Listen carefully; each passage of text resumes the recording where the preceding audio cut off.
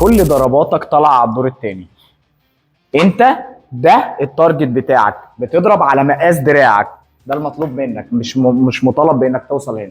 يلا الدخله غلط، دخلة الطويل انه يدخل قوي على القصير غلط، اي لطشه منه هتضيعك، وخصوصا ان انت اصلا ايدك مش عاليه قوي.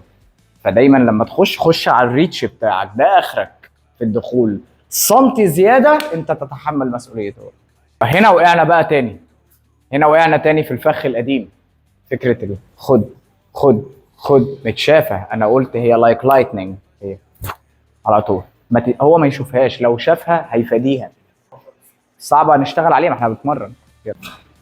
ما تتكش عليها، ما تتكش على الضربه، سيبها تروح وترجع بسرعه، لكن لما بتتك على الضربه بتتبطأ، وانا مش عاوز بطء، انا عاوز سرعه. يلا.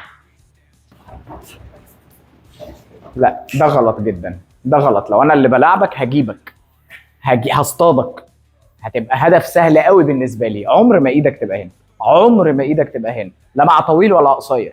انت دايما كده، ده شكلك، ده شكلك، ده شكلك. بتلعب من فوق، بتلعب من تحت، بتلعب مع واحد طولك، بتلعب مع واحد قصير، انت دايما مأمن نفسك. طب حاجه احلى بقى عشان اللي انت لسه لابسها دي، تعالى نخليها كده والزقها قوي، الزقها بس، واشتغل بدي حره بس على المستوى ده. دلوقتي ستوب. شايف لما جت واحده هنا دلوقتي عملت ايه؟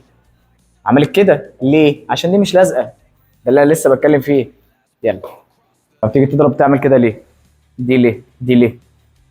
اه يبقى كده عشان لو جالك هوك مقلوب. هو دلوقتي انتوا بتلعبوا جابس بس عشان بوكسنج سكول، لكن في سبارنج لما هيجي يلعبك ممكن وانت فاتح ايدك دي بتضربها كده، هيقوم جاي عاملها لك كده، هتلبس بالظبط. اوكي، فمن فضلك امن. يلا.